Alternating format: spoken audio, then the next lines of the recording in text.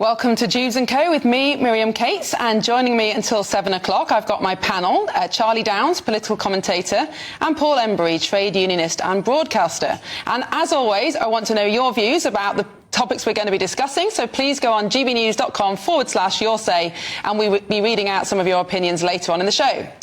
Well, our first story tonight, Sir Keir Starmer has declined to rule out further tax rises before the next general election, despite Chancellor Rachel Reeves claiming less than 2 weeks ago that taxes will not increase again. Take a listen. I don't want to in any way suggest that we're going to keep coming back for more, because that isn't the plan. That so isn't the no intention. more tax rises. So we did the tough stuff in order to stabilise, because what individuals and particularly businesses have said to me is, look, do the tough stuff, but then we need the degree of certainty. We need to know that things aren't going to materially change. So that's the approach we've taken. What I can't do is say to you there are no circumstances unforeseen in the future that wouldn't lead to any change at all. Well, just last week, the Chancellor explicitly ruled out further tax rises in an address to the CBI, where she told business leaders, "I'm really clear, I'm not coming back with more borrowing or more taxes." Taxes are, of course, at a record high at the moment, but can or even should further rises ever be ruled out? And would you be willing to pay more taxes if needed? Charlie, the Prime Minister's wise, isn't he? He can't rule out a war, a major fiscal event that might mean he has to raise taxes. No, he can't, and maybe it was down to Rachel Reeves, running her mouth saying that they're definitely not going to raise them again. Because, I mean, that in and of itself, it's not a great look, is it, to have a divided ruling class in that kind of way, where one person's saying one thing and the other is saying another.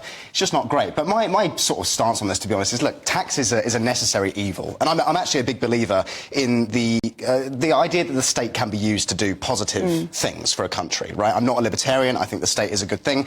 But the question is who, right? Because at the moment, our state is occupied by idiots who clearly don't know how to spend our money. For example, at least £23 billion a year is being spent explicitly on foreigners. So this is things like foreign aid, on which we spend about 15 billion, housing asylum seekers, about 5.5 billion, and so-called climate aid, which is approaching 5 billion. So these are areas that are obviously wasteful, obviously not in the interests of the British people, and it should be there that our government looks for cuts first, rather than immediately going and taxing ordinary people. Because as everyone knows, that just makes people poorer, doesn't improve the country. Paul, he's right, isn't it? It's not an objection to paying tax in principle that people have. It's whether or not they believe that money is being well spent. Yeah, and Keir Starmer took the only line that a Prime Minister, I think, can realistically take. You can't rule out tax rises for the next 4 to 5 years. It is possible there will be another pandemic, there may be a war, there may be another unforeseen event. The real question is, where do those tax rises, if they are necessary, where do they fall? As someone on the left, I think that there are pretty grotesque wealth and income inequalities in this country at the moment.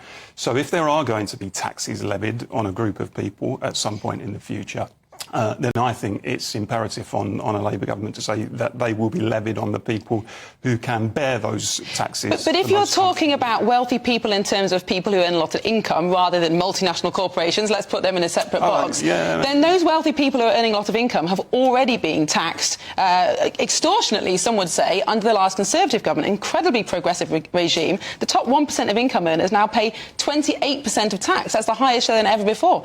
Can you really squeeze any more out of that group of people? Miriam, I've got the stats in front of me. The 5 richest families in the UK are richer than the poorest 20% of the population.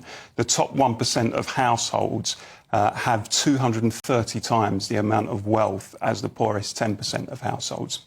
Now, I'm not somebody who believes in punitive taxation. I don't say we should tax people just for the sake of it, tax people until the pips squeak. But actually, by international standards, by European standards, we're not actually that heavily taxed. Certainly by our own standards, historically, it's higher than it has been historically. But if you look at countries in Europe, it's not particularly high by their standards. And I believe that there is scope for upping the taxation, frankly, on the multinationals. Yeah, I'm absolutely in favour of going for the multinationals and the people who employ very clever accountants who create loopholes and help them get away with not evading tax, but avoiding tax. And the richest people in society, like, you know, some of the families and households that I've just talked about there.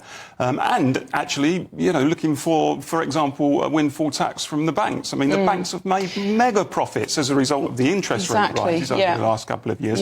Unexpected excess profits. Why shouldn't we go to them for a few billion? Yeah, I mean, that's right, isn't it, Charlie? There are people who can afford to pay more tax. But do you think there comes a point when actually it's a disincentive to work? You know, if you've got a marginal tax rate of 60%, let's say, as some people do, not necessarily the very wealthy, but people crossing tax bands, why would you do that extra shift at work if you only keep 40p of every pound? Moreover, it's a disincentive to live here. Like, not just not to work. It's just why would you remain in this country if you're not going to get a fair day's pay, right? Because of taxation. It's just, you know, it's logical that you would leave. But this is the problem with the kind of... And the other thing about this topic, actually, about tax, that I don't see a lot of people ever talking about, is the more fundamental question about what this says about how our country has changed. Because I think that there is a world where if you have a cohesive, high-trust society where everybody feels they belong, where everybody feels a sense of shared identity, shared nationhood, belonging, taxation becomes, you know, there is a sense that it's your duty to pay tax. Because at the moment, we live in an economic environment where you know, it's just understood in terms of profit and loss. If it's a net negative, I'm just going to leave. Do you think then that actually the personal tax allowance, the amount of money you can earn before paying tax, is actually too high? Too many people are taken out of the tax system. Shouldn't we have a much, much lower rate of tax, let's say 5 or 10%, but make sure that more people pay tax so that they feel part of the system and they are contributing? I don't disagree with that, but again, we first of all have to address the more fundamental issue of the fact that our nation doesn't really have much in the way of shared identity anymore, partly because of mass migration, but also because of, you know, I mean, house building is something we're going to talk about later on today. You look at the way this country looks now, the built environment of this country, it's not somewhere that people feel proud of. And Paul, you were talking about inequality, and I agree that perception of inequality at the ground level is hugely important, because if people feel that there are people who are kind of getting one over on them and who are not paying their fair share, I think that leads to a real feeling of resentment, and perhaps rightfully so, among those people. And all the while we have that kind of cultural and social environment, you know, this really, like, we're talking about issues that are downstream from that when we talk about tax. Charlie, it reduces economic performance as well. Wider inequalities actually reduce economic performance. So it's important, I think, for any nation, not just from the point of view of having a civilised, cohesive nation, but in terms of economic performance, to make sure that there aren't those hideous inequalities. Yeah, one of the things we've seen in recent... social unrest. Yeah, one of the things we've seen in recent days is the number of people on disability benefits, and the problem is that the differential between benefits and low-paid work is now so small that it's often not worth coming off those benefits. But just before we move on to the break, isn't the problem, though, in this country, and in fact in the whole of the West, that actually tax rises are not mostly due to government excess or waste? They're actually a function of an ageing population. We don't have enough people coming into the workforce. We've got lots and lots of people claiming pensions. I mean, aren't tax rises just absolutely inevitable unless we increase the birth rate? Well, we need growth in the economy, Miriam. That's the key thing. We've had 15 years of stagnation in the economy, and until we get growth, until we create that prosperity, we create that extra wealth, where we get more buoyant tax revenue as a result of that, then we're going to have problems. And the only way we're going to get growth, I've said on this show before, is by investment. I mean, this idea from Rachel Reeves, if we can't afford it, we can't do it, I think is completely back to front. Actually, you will be able to afford it if you invest and you create growth in the economy and you improve productivity and you increase your tax revenues, then you can afford stuff. So she's rewritten John Maynard Keynes, and not in a very good way, frankly. This kind of fiscal straitjacket she's put herself into, I think, is likely potentially to lead to a recession. And that's well, you have set us up perfectly for our next debate.